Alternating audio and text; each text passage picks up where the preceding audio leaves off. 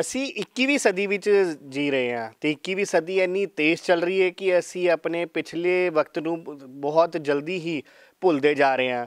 ਗੱਲ ਕਰੀਏ ਅਗਰ ਪਿੰਡਾਂ ਦੀ, ਤਾਂ ਪਿੰਡਾਂ ਦੇ ਵਿੱਚ ਤਾਂ ਲੋਕੀ ਆਪਣੀ ਜ਼ਿੰਦਗੀ ਆਪਣੇ ਢੰਗ ਨਾਲ ਜਿੰਦੇ ਨੇ, ਲੇਕਿਨ ਜਦੋਂ ਉਹ ਸ਼ਹਿਰਾਂ ਦੇ ਵਿੱਚ ਆਉਂਦੇ ਤੇ ਪਿੰਡਾਂ ਦੀ ਜ਼ਿੰਦਗੀ ਨੂੰ ਪੂਰੀ ਤਰੀਕੇ ਨਾਲ ਭੁੱਲ ਜਾਂਦੇ ਨੇ।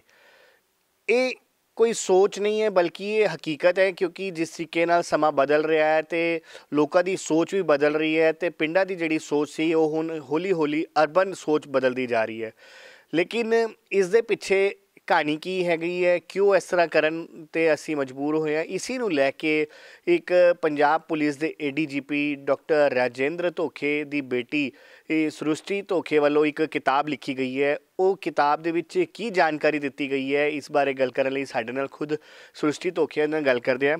सृष्टि, आपका दैनिक सवेरा पे बहुत बहुत स्वागत है। धन्यवाद धन्यवाद। सृष्टि, आपने बुक लिखी है टैमरिंड एक, क्या है बेसिकली? जैसे कि आपने हमें बताया कि आपने विलेजेस के ऊपर बेसिकली उनके दर्द को दिखाने की कोशिश की है। मैंने जैसे बात की अभी कि हम बहुत तेज़ी से जो हम टाइम निकाल रहे हैं और हम गाँव को भूलते जा रहे धीरे धीरे, अर्बनाइज ज़्यादा हो रहे हैं। तो रूरल लाइफ को आपने जो दिखाया है इस पर क्या क्या मेन प्रॉब्लम्स आपने दिखाई है और क्या है बेसिकली आपकी बुक जो टैमरिंड एक आपने? टैमरिंड एक बेसिकली गांव की लाइफ पे बेस्ड है, like you said. Main problems जो मैंने देखी थी, जो खुद मैं विज़िट करके आई हूँ, जो उन्होंने खुद मुझे बताया कि ये हमारी प्रॉब्लम्स है। एक नंबर सबसे ज़्यादा रैम्पेंट प्रॉब्लम थी नीलगाय की, क्योंकि नीलगाय और बोर जो होते हैं, सुअर, वो फार्मर्स के खेत खा रहे थे और काफ़ी ज़्यादा 71 एकर्स मेरी रिसर्च के हिसाब से खाली है। सिर्फ 3 विलेजेस का सर्वे लेने के बाद ये मुझे पता चला है, और जिसका मतलब है पूरे महाराष्ट्र में, बुक महाराष्ट्र में बेस्ड है, पूरे महाराष्ट्र में काफ़ी ज़्यादा ज़मीन खाली है, और हो सकता है पूरे भारत में भी, क्योंकि आजकल पंजाब में भी काफ़ी ऐसी प्रॉब्लम्स आ रही हैं। तो नंबर 1 प्रॉब्लम ये थी, और ऊपर से गवर्नमेंट कॉम्पनसेशन ज़्यादा कुछ है नहीं। 60 फार्मर से मैंने बात करी, उसमें से सिर्फ 12 को कॉम्पनसेशन मिला था, वो भी 1000 रुपये या उससे थोड़ा सा ज़्यादा, ऐसा कुछ ज़्यादा खास नहीं। और कोई भी गवर्नमेंट का डिपार्टमेंट जाके उनसे अभी तक उनसे बात नहीं करी है कि आपकी प्रॉब्लम क्या है, ऐसे क्यों खाली पड़ा है लैंड, और नीलगाय का कैसे सुझाव किया जाए। नंबर 1 प्रॉब्लम ये। फिर बाकी प्रॉब्लम्स, लड़कियों को पढ़ाया नहीं जा रहा है, स्कूल की हालत बहुत ख़राब है। एक स्कूल में मैं गई थी जिसमें सिर्फ 2 रूम्स थे।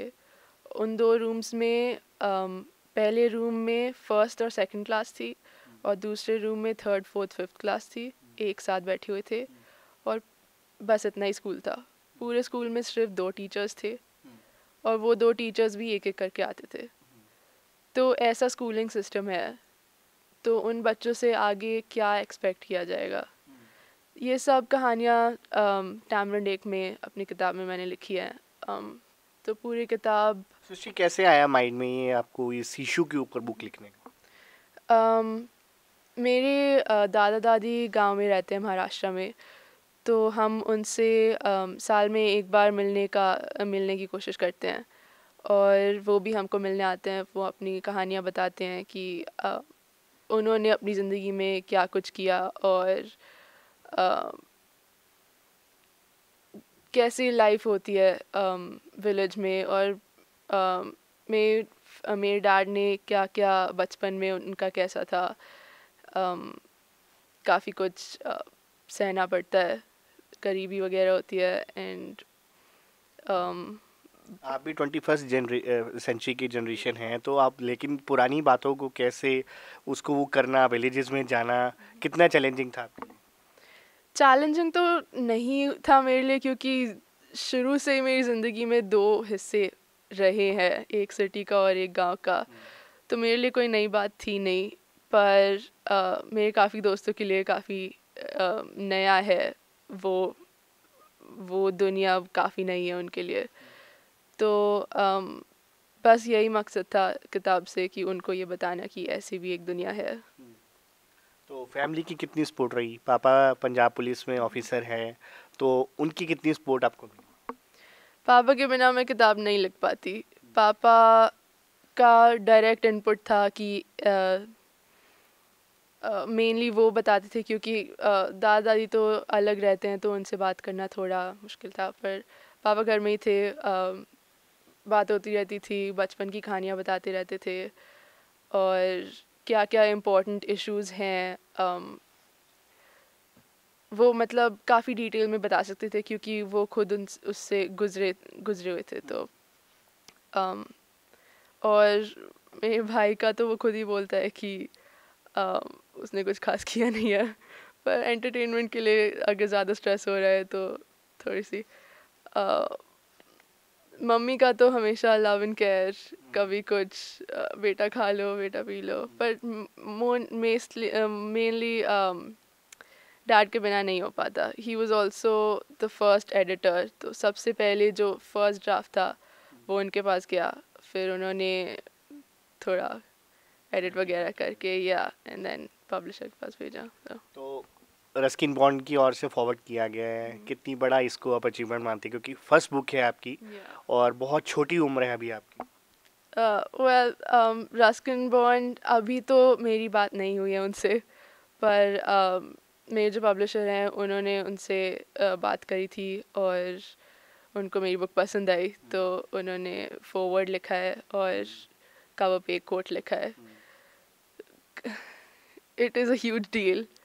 उन्होंने फॉरवर्ड में ये भी लिखा है कि बुक के ऊपर मूवी बननी चाहिए, तो आप चाहोगे कि मूवी बने आपकी बुक? ज़रूर ज़रूर। Who am I to say no? It'll be amazing, क्योंकि फिर उसी हिसाब से उसी के थ्रू और वाइड हो जाएगा audience, and you know graphic things. काफ़ी लोग जैसे आजकल मेरी एज के लोग रीडिंग में उतना नहीं है और मूवीज़ वगैरह में ज़्यादा है, तो उनको भी थोड़ा रीच हो जाएगा। जी बिल्कुल, मेरा सवाल भी इसी के ऊपर है, क्योंकि जो आपकी उम्र है, इस उम्र में हम आज सोशल लाइफ जी रहे हैं, हम ज़्यादातर वर्चुअल वर्ल्ड में जी रहे हैं। तो लेकिन वर्चुअल वर्ल्ड से हटकर आप किताब लिख रही हैं और इतने अच्छे टॉपिक पे कि जो आज की हमारी बर्निंग इशू है, बेसिकली फार्मर्स का, जैसे आपने बताया कि आपने जिक्र किया है, और फार्मर्स का ही इशू सबसे बड़ा बर्निंग इशू है। ख़ास तौर पर अगर पंजाब की बात करें, महाराष्ट्र की बात करें, इन दोनों स्टेट्स में तो बहुत ज़्यादा ही बड़ा इशू है। आपको कितना बड़ा लगता है था कि एक ये बहुत बड़ा चैलेंजिंग पार्ट था आपकी बुक के लिए, आपके लिए? आपने बताया कि आपने रिसर्च भी की वहाँ पे, तो कितना आप इसको बड़ा जो हो टारगेट मानती कि आपने उस टारगेट को अचीव करने की कोशिश की? देखिए, मैं जितना कुछ भी करूं वो काफ़ी नहीं है, क्योंकि मेरे कुछ लिखने से उनका प्रॉब्लम ठीक नहीं हो रहा है। मैं अपनी तरफ से कोशिश कर सकती हूँ। मैं खुद ट्राई कर रही हूँ कि जो भी 3 गांव का मैंने सर्वे लिया था उनकी किसी तरह मैं मदद करूँ, कोई ऑल्टरनेट क्रॉप उनको बताऊँ,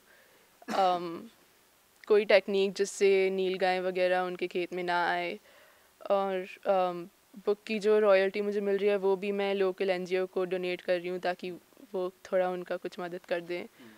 तो बुक के थ्रू मैं सिर्फ अवेयरनेस क्रिएट कर सकती हूँ, बाकी लोगों को बता सकती हूँ कि ऐसा भी हो रहा है, पर हम जितना मर्जी करें काफ़ी नहीं होगा जब तक उनकी लाइफ बेटर ना हो। तो बुक को कल गवर्नर साहब लॉन्च करेंगे, तो वो कितना अच्छा आपके लिए पल होगा, कितना अच्छा मोमेंट होगा? काफ़ी अनएक्सपेक्टेड है। मुझे कुछ दिनों पहले तक तो कुछ ऐसा प्लान भी नहीं था, और काफ़ी एक्साइटिंग है।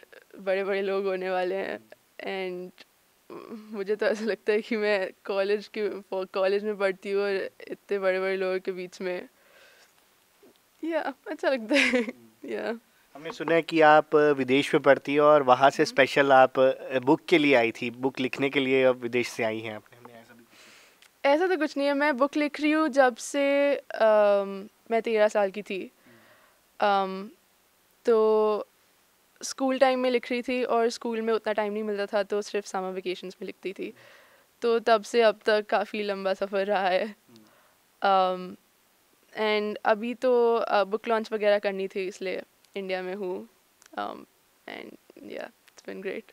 All the best. Thank you so much.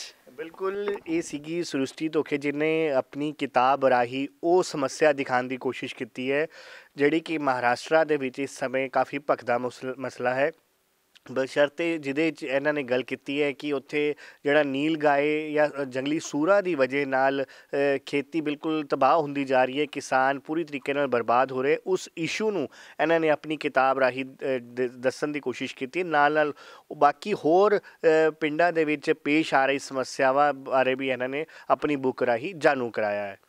Chandigarh ਤੋਂ ਕੈਮਰਾਮੈਨ ਆਦਿਤਿਆ ਗੁਪਤਾ ਦੇ ਨਾਲ ਅੰਕੁਸ਼ ਮਹਾਜਨ, ਦੈਨਿਕ ਸਵੇਰਾ TV।